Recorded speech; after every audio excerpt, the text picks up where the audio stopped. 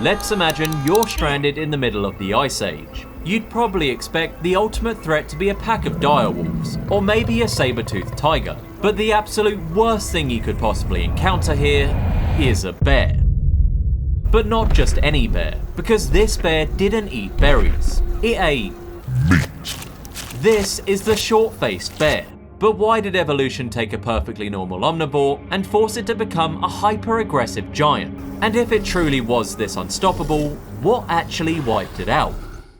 Well, before we look at what the short-faced bear actually was, we have to clear up a pretty major misconception about prehistoric bears. When most people think of a terrifying Ice Age bear, they immediately think of the cave bear. It's a famous name, it sounds incredibly intimidating, and they lived all across Europe and Asia. When you hear the words cave bear, you imagine a bloodthirsty monster dragging Neanderthals into the dark. Except, they were just giant vegetarians. Their teeth actually look like this. They're completely flat and worn down. They didn't have the shearing teeth required to slice through meat and bone. Their mouths were designed almost entirely for grinding up tough roots, tubers, and berries. They were huge, yes, but they spent their entire lives foraging for plants and hibernating in caves, which is actually how they got their name, since thousands of them died peacefully in their sleep during hibernation. So, if you were an early human living in Europe, the cave bear was definitely large enough to kill you if you annoyed it, but it wasn't actively trying to hunt you or looking at you going, "Ah, finally, dinner." It just wanted you to get out of its cave. Europe had a giant herbivore. North America was hiding an actual giant meat eater, and its proportions were straight up disturbing. So just how big was the short-faced bear? To understand the scale of this animal, you have to look at how a normal bear is built. If a modern polar bear, the largest bear alive today, stands on all four of its legs, its shoulder height comes up to about 4 or maybe 5 feet. If you're an average-sized adult human, you're looking down at the top of the polar bear's head when it's walking normally. The short-faced bear didn't have this proportion. When a short-faced bear stood on all 4 legs, its shoulder height was over 5.5 feet tall. Add the neck and the head, and this means that if you were standing perfectly straight, a short-faced bear on all 4s wouldn't be down on your waist. You'd just be staring straight across, directly into its eyes. And if it decided to stand up on its hind legs to get a better look at you, it reached up to 12 feet tall. If you were standing in a normal living room and a short-faced bear stood up, its head would crash straight through your ceiling. Which, good luck explaining that to your landlord. It weighed roughly 2,000 pounds, making it more than double the weight of a large modern grizzly. But being tall doesn't actually kill prey. If you want to see why this thing was so deadly, you have to look at its skull. If you look at the face of a black bear or a brown bear today, the first thing you'll probably notice, besides the teeth, is that they have an elongated snout. Their faces are stretched outward, almost like a dog. The long snout is highly functional. It gives them a massive nasal cavity, which is why modern bears have some of the best senses of smell in the entire animal kingdom. They use that long nose to snuff out grubs under logs, berries on bushes, or a dead fish washed up on a riverbank from miles away. The short-faced bear completely abandoned this design. Its face actually looked like, this. It was completely pushed in, which is exactly where it gets the name short-faced bear. But why would evolution compress the face of a bear? It all comes down to basic leverage. If you have a long snout and you bite down on something at the very tip of your mouth, you lose a lot of crushing power. It's the exact same physics as holding out a heavy weight straight out in front of you with your arms fully extended. It's difficult and you have no leverage. But to bring that weight in close to your chest, suddenly you have way more power. By shortening the snout, the short-faced bear brought its canine teeth much closer to the actual jaw hinge and the massive muscles anchoring its head. This means that when it bit down, it wasn't just grabbing its prey. It was delivering an insane amount of crushing force directly into the bone. If you look at the shortened face and the wide cheekbones, it operated much closer to the skull of a giant lion. And there's a very specific reason why its head was built to kill like a big cat. Modern bears are omnivores. In fact, for most grizzlies and black bears, meat makes up a surprisingly small percentage of their total diet. They spend the vast majority of their waking hours eating grass, roots, pine nuts, and berries. They're opportunists. If they find a dead deer, they absolutely eat it, but they don't strictly need it to survive. The short-faced bear didn't eat berries. By looking at their fossilized bones, scientists were able to figure out what these animals were eating, and the results showed almost zero traces of plant matter. The short-faced bear was eating meat. To clarify though, this is actually still debated a bit, and it is possible that the short-faced bear was capable of being an omnivore, but it's genuinely agreed upon that it heavily focused on meat. When you weigh 2,000 pounds and your body is entirely dependent on animal protein, you cannot survive by just eating a few squirrels or waiting to stumble across a dead carcass. A body that large just needs an unbelievable amount of food. Paleontologists estimate that to maintain its weight and stay alive, an adult short-faced bear needed to consume roughly 35 pounds of pure meat every single day. You weren't going to accidentally startle this thing while it was peacefully eating blueberries in a bush. This hyper-carnivore woke up every single morning with an immediate requirement to find and consume a massive amount of flesh. But this creates a pretty obvious question. How does a 2,000 pound animal actually catch enough prey to get 35 pounds of meat a day? If you look at the body of a grizzly bear, it's built like a tank. They have incredibly thick legs and their bodies are low to the ground. This gives them a low center of gravity, which is perfect for digging up roots, tearing apart rotting logs, and wrestling. Bears are supposed to be heavy and built for brute force. The short-faced bear threw that blueprint completely out the window. It had freakishly long legs. The proportions of its limbs look completely wrong for a bear. Its front legs were so long that its back actually sloped downward towards its tail, giving it a posture that looked more like a giant hyena than a grizzly. And its feet were different too. Modern bears walk flat on the soles of their feet, just like we do. This is great for stability and supporting heavy weight, but it's terrible for running efficiently. The short-faced bear's toes were positioned differently. Its feet pointed straight forward, and its long legs were optimized for a forward-moving stride. Evolution took a 2,000 pound bear and basically just gave it the legs of a track star. Which is a completely terrifying mental image. So, what happens if this thing actually sees you? Let's say you're dropped into Pliocene North America, and a short-faced bear decides you're going to be a part of its 35 pound daily meat quota. Now, I know the Beyond the Green audience is pretty tough, but what are your actual options for survival here? With the modern grizzly, the standard advice is usually to stand your ground, use bear spray, or in the absolute worst case scenario, play dead and hope it loses interest. If you play dead with a short-faced bear, you're just serving it dinner on a platter. It's actively looking for meat, and you just volunteered, which is probably not the survival strategy you want to go with. So, naturally, your instinct would be to run. But this is where those freakishly long legs become a massive problem for you. A modern grizzly can hit speeds of about 35 miles per hour in a short sprint, but they tire out quickly because their flat-footed bodies aren't built for endurance. The short-faced bear was built exactly for that. Because of its long stride and forward-facing toes, researchers estimate that the short-faced bear could sustain speeds of 30 to 40 miles per hour, and it could easily hold that speed. Its long legs allowed it to cover massive amounts of ground highly efficiently. You cannot outrun it. So, what about climbing a tree? Black bears are great climbers, but adult grizzlies generally struggle to climb large trees because of their massive weight and short claws. But you have to remember the scale of the animal chasing you. You don't even have time to climb high enough.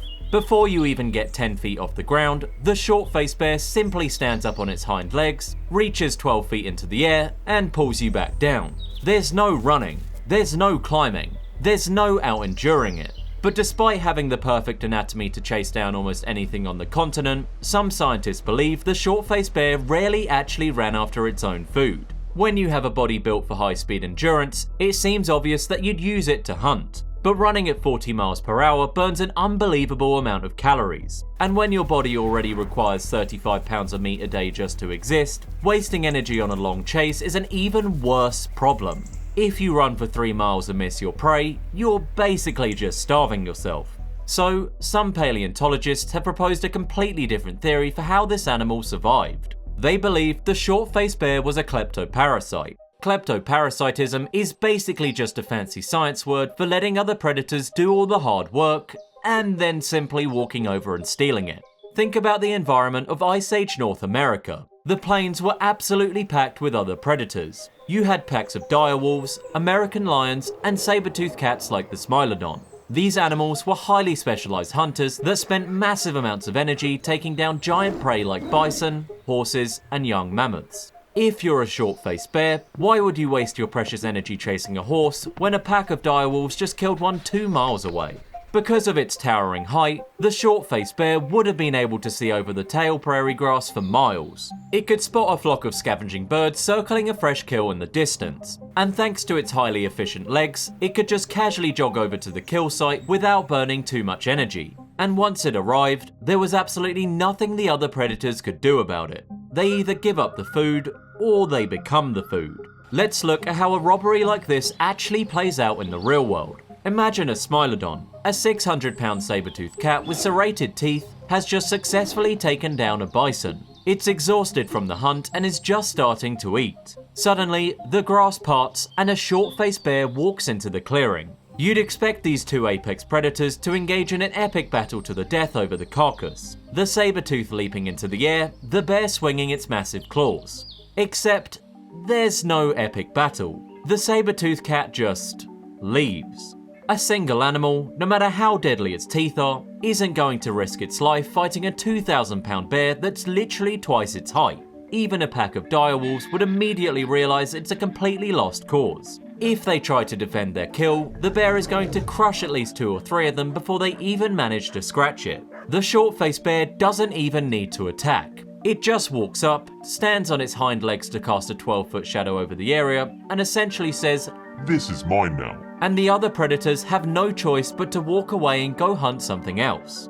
Okay, so this bear is 12 feet tall, runs 40 miles per hour, has the bite force of a lion, and effortlessly steals food from the deadliest predators on the continent. The defense is flawless. Except, it's not. In nature, every single extreme advantage usually comes with a catch. You cannot be a 2,000-pound tank and also have the slender legs of a marathon runner without sacrificing something critical in the process. And for the short-faced bear, that sacrifice was structural integrity. While its legs were incredibly long, the actual bones were surprisingly thin compared to the massive bones of a grizzly bear. They were built for forward momentum, not for absorbing heavy impacts. This created 2 massive problems for the bear. First, it couldn't turn. Those long legs were fantastic for running in a perfectly straight line, but they were terrible at literally any other direction. If you're running at 40 miles per hour on relatively thin legs, your center of gravity is dangerously high. If a prey animal suddenly cuts hard to the left, the short-faced bear physically cannot make that turn without completely snapping its leg. It has to slow down, turn around, and start running again. Second, it couldn't wrestle. Modern grizzlies hunt large prey by tackling it. They use their heavily muscled arms to grab a moose or an elk, drag it to the ground, and pin it down. If a short-faced bear tried to tackle a 1,500-pound Ice Age bison, the violent twisting of the struggle would likely snap the bear's long arm bones in half. And in the wild, if you break your leg, you're completely screwed. So, if it can't turn at high speeds, and it can't safely tackle heavy prey to the ground, how does it actually kill anything when it isn't stealing? If you have fragile legs and a high center of gravity, you have to be incredibly careful about what you choose to hunt. You cannot hunt animals that fight back, and you cannot hunt animals that zigzag through dense forests. So, the short-faced bear targeted the only thing it safely could: straight-line runners. During the Ice Age, the open plains of North America were filled with early species of wild horses and ancient camels. These animals don't fight back, and they don't try to dodge through trees. When they get scared, they just run in a straight line across the open prairie for as long as they possibly can. This was the exact prey the short-faced bear was built for. It didn't need to ambush them. It would just lock onto a horse, start its highly efficient run, and simply follow it. The bear didn't need to catch the horse immediately. It just needed to keep the horse running until the horse's lungs literally gave out. Once the prey was completely exhausted and it just couldn't run anymore, the bear would finally close the distance. It would simply walk up to the animal, use its highly leveraged jaws, and deliver one bone-crushing bite to the spine or the neck. It was a perfectly optimized system. Well, for the bear, not so much for the horse. So, for hundreds of thousands of years, the short-faced bear basically owned North America. It had a perfect hunting strategy, it stole whatever it wanted, and absolutely nothing was going to mess with it. But then, roughly 15,000 to 20,000 years ago, the environment started to shift, and a new animal crossed the Bering Land Bridge from Asia into North America. humans. When the first human populations arrived on this continent, they were walking directly into the territory of the largest mammalian land predator on Earth. Imagine being an early human hunter. You have survived the freezing temperatures of the Ice Age, you have crossed a massive glacier, and you're armed with nothing but a wooden spear tipped with a chipped piece of stone. You're used to hunting mammoths and avoiding wolves. And then you see a 12-foot tall bear looking at you over the top of the tall grass. We actually have real evidence that early humans ran into these things, though it's incredibly rare, and it makes perfect sense why it's rare. If you're a human with a pointy stick, you don't actively pick a fight with a 2,000-pound hypercarnivore that can run faster than you can blink. That's just a really bad career move. Humans likely spent thousands of years doing exactly what the saber-toothed cats did, avoiding this bear at all costs. But while the North American short-faced bear was terrifying, was it actually the biggest bear to ever exist? Now, technically speaking, if we're looking for the absolute heaviest bear in planetary history, the North American short-faced bear gets edged out by its cousin down south. During the Ice Age, a relative of the short-faced bear migrated into South America and evolved into a species called the Arctotherium. At its peak, Arctotherium was absolutely massive. Some estimates place the largest males at nearly 3,500 pounds, making it significantly heavier than the North American short-faced bear. But heavier didn't necessarily mean scarier.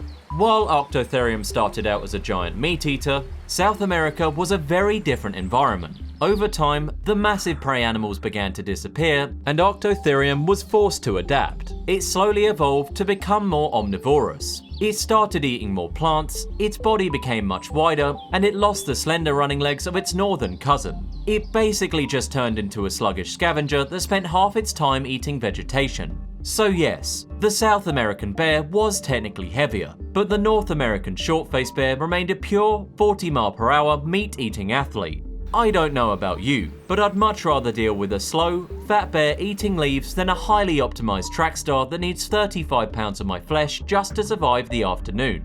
So, if the North American short-faced bear was this fast, this big, and this dominant, why isn't it still here? It had no natural predators and could steal food from literally anything. It should have ruled the continent forever. But that's the problem with evolution. Being the biggest and the strongest only actually helps if the environment stays exactly the same. Around 11,000 years ago, the Ice Age began to end. The Earth began warming up, fast. And as the temperature changed, the plant life on the North American plains began to shift. The highly nutritious grasses that fed the massive herds of wild horses, camels, and giant bison started to die off, replaced by different vegetation and expanding forests. And when the grass died, the giant herbivores starved. Suddenly, the massive straight-line runners that the short-faced bear relied on were gone. The saber-toothed cats and dire wolves were dying out too, which meant there were no kills left to steal. And this is where the short-faced bear's greatest strength became the exact reason it fell apart. The thing that made it completely unstoppable is exactly what killed it. When you weigh 2,000 pounds and require 35 pounds of pure meat every single day, you cannot just wait it out. You cannot survive on a few rabbits. You cannot survive on deer because deer dodge through the dense forests, and your fragile legs will snap if you try to chase them through the trees. And because your highly specialized lion jaw is built purely for snapping bones and tearing flesh, you physically cannot switch to eating berries or roots. The short-faced bear was too specialized. It was perfectly designed for a world that simply didn't exist anymore. Within a very short window of time, the most terrifying bear in human history just starved. But obviously, bears didn't go completely extinct in North America. While the 2,000-pound monster was starving, the weaker bears were doing just fine. The ancestors of modern grizzly bears and black bears were already living on the continent, and they survived the exact same climate shift that killed the short-faced bear. But why did they live when the apex predator died? Because they weren't picky. Modern bears are generalists. They have durable legs that let them dig for roots, and long noses that let them sniff out grubs and eat berries. When the giant herbivores died out, the grizzlies and black bears didn't care.